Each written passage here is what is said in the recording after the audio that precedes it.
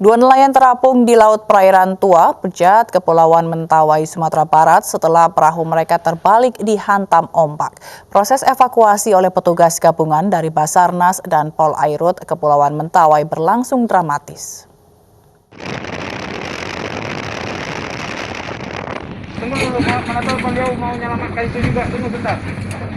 Setelah mendapat informasi adanya kapal nelayan yang tenggelam di Batu Tongga Perairan Tua Pejat, Kecamatan Sipora Utara, Kepulauan Mentawai, Sumatera Barat, sejumlah petugas gabungan dari Basarnas, BPBD, dan Polairut Kepulauan Mentawai segera menuju lokasi dengan menggunakan kapal cepat.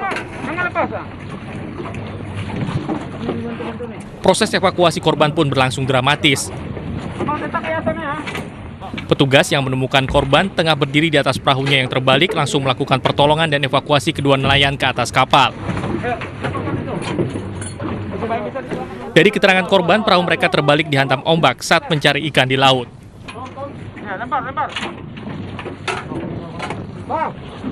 Dua orang nelayan yang melaksanakan yang pergi melaut, yaitu mencari ikan pada pukul 9.00 waktu Indonesia bagian Barat di perairan Sipora, sehingga pada pukul 10 waktu Indonesia bagian Barat mereka dihantam gelombang sehingga perahunya terbalik dan keduanya berusaha untuk menyelamatkan diri dengan boya yang ada, dengan peralatan safety yang ada. Pegang kuat, jangan lepas ya. Setelah berhasil dievakuasi, kedua nelayan dibawa ke rumah sakit yang berada di kawasan Dermaga, Kepulauan Mentawai. Dari Kepulauan Mentawai, Sumatera Barat, Budi Sunandar, iNews melaporkan. Seorang pengendara motor tewas setelah terjatuh dan terlindas truk di Jember, Jawa Timur. Peristiwa tragis ini terekam kamera pengawas.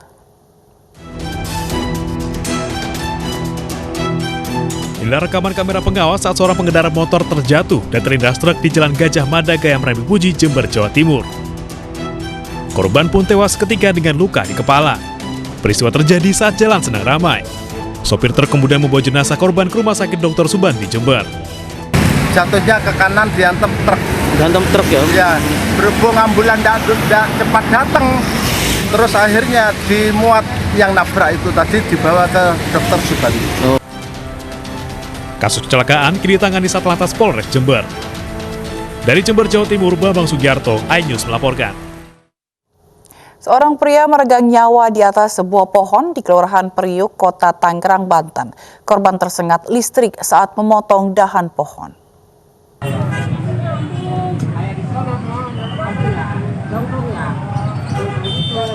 Seorang pria tewas di atas pohon di depan kantor Kelurahan Priuk, Kota Tangerang, Banten. 2020.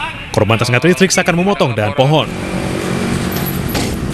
Diduga korban tidak menyadari adanya kabel yang melintas. Ini si petugas ini nebang pohon ini nih yang terakhir. Nah, nggak tahu gimana itu pohon, batang pohon bisa nempel ke tiang listrik ini. Nah, si korban itu terjepit sama si batang yang nempel ke tiang listrik.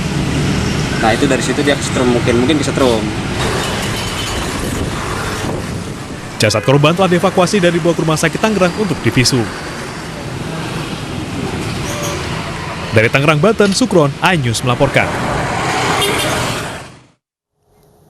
Sopir taksi online protes saat terjaring razia derek yang digelar oleh petugas Sudin Perhubungan di kawasan Cempaka Putih, Jakarta Pusat. Sopir taksi online berdalih hanya berhenti sebentar untuk menerima telepon dari orang tuanya.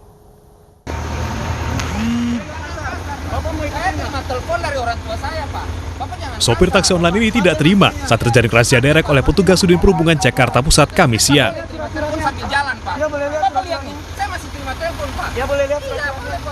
Protesnya pun semakin menjadi-jadi saat mengetahui jika kendaraannya akan diderek karena menepi di bahu jalan di kawasan Pramuka Sari, Cempaka Putih. Saya tidak terima, saya diperlakukan kayak begini. Nggak boleh. Ia berdalih hanya berhenti sebentar untuk mengangkat telepon dari orang tuanya, bukan untuk berhenti parkir. Mesin mobil saya nggak mati, Pak. Saya terima telepon, kan nggak boleh terima telepon sambil jalan. Order pun saya nggak jalan nih loh. Karena saya terima telepon, saya berhenti dulu sebentar, mama saya nelpon. Ini ada di handphone saya. Lah, Masalahnya di mana, Mas? Saya terima telepon sambil berhenti. Masalahnya di mana? Meski sopir bersikuku tidak bersalah, petugas tetap menderek paksa mobil karena dinilai telah melanggar aturan. Ya, ini kan udah ada himbauan dari kapan tahu dari bulan-bulan yang lalu tetap ada. Tetap kita bawa ke kantor. Oh, udah dibawa ke kantor, Pak ya. Pada razia kali ini, petugas menderek paksa 3 kendaraan roda 4. Seluruh kendaraan tersebut kemudian dibawa ke lapangan parkir Irti Monas untuk diproses lebih lanjut. Dari Jakarta, Rani Sanjaya, iNews melaporkan. Rizik Syihab dirawat di Presiden Suite Rumah Sakit Umi, Kota Bogor, Jawa Barat.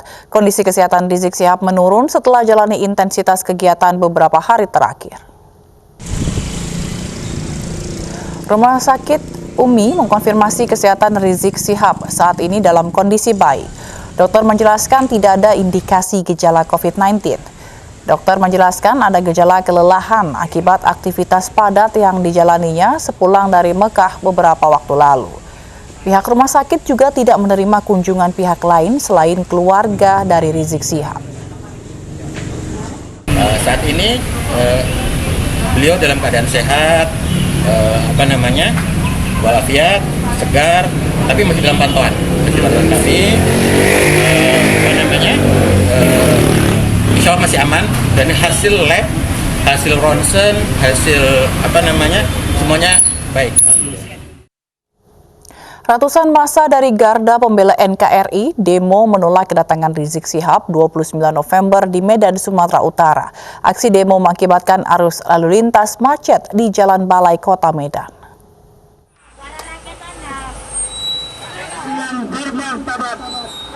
Ratusan orang dari berbagai elemen masyarakat berunjuk rasa di depan gedung DPRD Sumatera Utara. Mereka menuntut pemerintah Sumatera Utara bertindak tegas menolak kedatangan Rizik Syihab di Medan pada 29 November mendatang.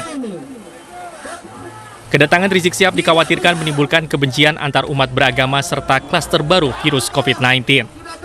Dengan satu orang yang mengaku-ngaku ulama, yang mengaku-ngaku imam besar di Indonesia ini ingin memporak-porandakan di kota Medan ini, kami tidak setuju. Kami akan menolak keras. Unjuk rasa sempat membuat kemacetan panjang di kawasan Jalan Imam Bonjol, Medan.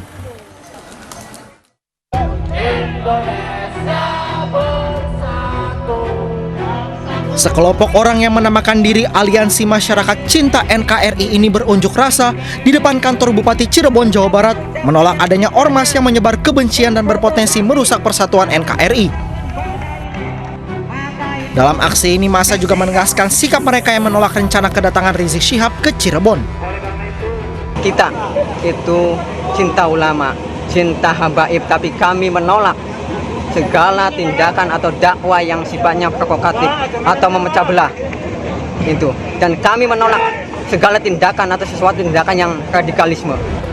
Lebih lanjut, massa akan mendukung setiap langkah TNI Polri dalam menegakkan proses hukum atas berbagai upaya yang membahayakan persatuan NKRI. Dari Cirebon, Jawa Barat, Toy Iskandar, iNews melaporkan.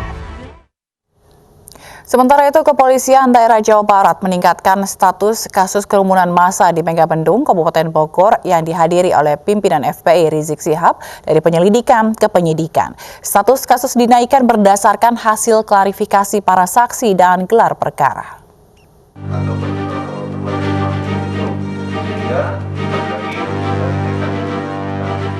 Direktorat Reserse Kriminal Umum Polda Jawa Barat resmi meningkatkan status kasus kerumunan massa di Megabendung, Kabupaten Bogor dari penyelidikan ke tingkat penyidikan.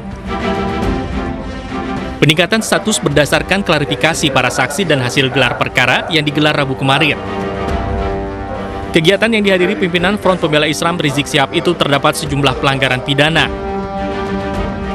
Mengingat saat kejadian berlangsung, Kabupaten Bogor tengah menerapkan PSBB praadaptasi kebiasaan baru. Diputuskan bahwasanya kegiatan penyelidikan telah ditingkatkan ke penyidikan. Berencana tindak lanjut, penyidik akan melakukan penyidikan, akan memberitahukan penyidikan kepada kejaksaan, selanjutnya berproses sampai dengan nantinya kegiatan gelar penetapan tersangka.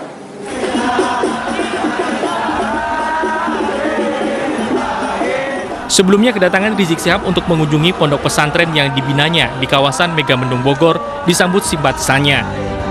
Penyambutan Rizik Syihab menutupi ruas jalan di Simpang Gadok Bogor. Lalu lintas tersendat akibat membludaknya simpatisan Rizik Syihab memadati ruas jalan. Kemacetan terjadi selepas perempatan tol Ciawi arah Puncak. Para pengguna jalan terjebak kemacetan hingga berhenti sekitar 2 jam. Dari Bandung, Jawa Barat, Muji Prayitno, iNews melaporkan. Sempat menjadi buron, 2 tersangka dalam kasus dugaan suap izin ekspor benih lobster menyerahkan diri ke KPK. Informasinya akan hadir usai jeda, tetaplah bersama kami.